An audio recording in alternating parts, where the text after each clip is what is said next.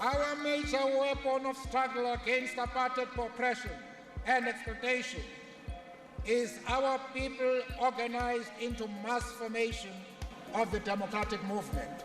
What if everything you've been told about Nelson Mandela is a lie?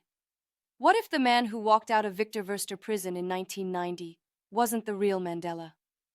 Across South Africa and the world, a growing number of people believe the real Nelson Mandela died in prison, and that everything that followed was a carefully constructed illusion. This is the Fake Mandela Theory, the conspiracy that's challenging official history and raising one haunting question: who was the man we saw, and what were we never meant to know? The conspiracy theory asserting that Nelson Mandela died in 1985 at the age of 67 has persisted in South Africa for several years. These claims prompted the Nelson Mandela Foundation to issue a statement and release historical footage to refute the allegations.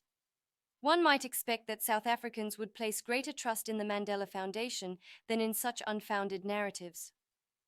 The conspiracy theory posits that following Mandela's alleged death in 1985, the apartheid government replaced him with an imposter named Gibson Makanda. This theory also provides a rationale for the tradition of South Africans engaging in 67 minutes of charitable work on Mandela's birthday. The belief that Mandela died in prison is rooted in the perception of the brutal nature of the struggle against apartheid, during which military and paramilitary forces employed extreme measures, including the use of attack dogs and tear gas. Contemporary South Africans may find it challenging to fully comprehend the extent of the devastation wrought by apartheid, leading some to believe that Mandela perished during the conflict and was subsequently substituted with a clone. This alleged clone is said to have borne a resemblance to Mandela.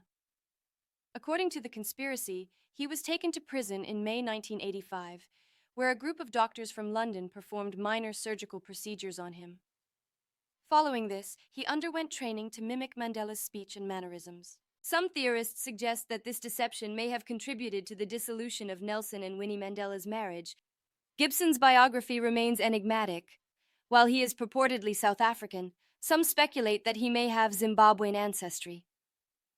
Rumors suggest he was born in the early 1900s, making him 18 years older than Mandela, based on the year of his birth. Little is known about his personal history, family, or background. This individual is claimed to have played a role in negotiating the end of apartheid and subsequently became South Africa's first democratically elected president.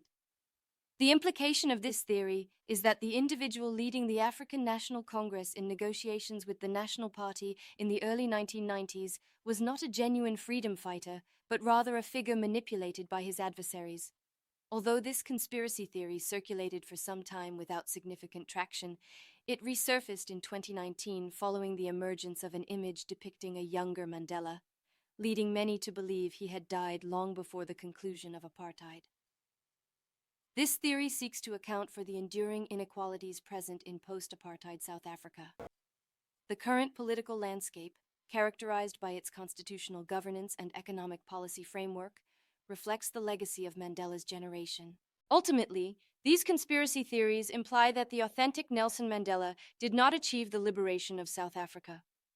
The post-apartheid reality in South Africa reveals that, although a significant portion of Black South Africans attained formal emancipation, they have not achieved genuine liberation. Liberation should extend beyond mere political equality to include the economic freedom and human flourishing envisioned in the 1955 Freedom Charter, which Nelson Mandela played a pivotal role in drafting. The failure to fulfill this promise, coupled with the pervasive inequality along racial lines, has prompted critical inquiries into the underlying causes of this shortfall. To comprehend the African National Congress's ANC abrupt transition in the 1990s from its radical origins, it is essential to examine the global macroeconomic forces that largely lay beyond the ANC's control, as well as its structural limitations in recognizing and managing the factors within its purview. For instance, following the collapse of the Berlin Wall and the dissolution of the Soviet Union, capitalism emerged as the predominant global economic paradigm. Institutions such as the World Trade Organization, the International Monetary Fund, and the World Bank, which were crucial for South Africa during this period, played a significant role in shaping the economic landscape. The apartheid regime left the nation in a state of economic ruin, devoid of the necessary documentation to facilitate international relations or partnerships. While the National Party maintained infrastructure in privileged areas, the Mandela administration faced the daunting task of rebuilding the nation from the ground up. This topic warrants further exploration in future discussions regarding the apartheid government's financial mismanagement, which resulted in a lack of international support and a troubling legacy of human rights violations. In order to implement effective trade liberalization and restructure the state to foster globalized free markets, the ANC was compelled to adopt a new approach. By the 1970s, the Western social democracies that the ANC aspired to emulate were experiencing decline and obsolescence. During this period, the ANC recognized the necessity of reintegrating into the global market, as global financial capital dictated the terms of engagement.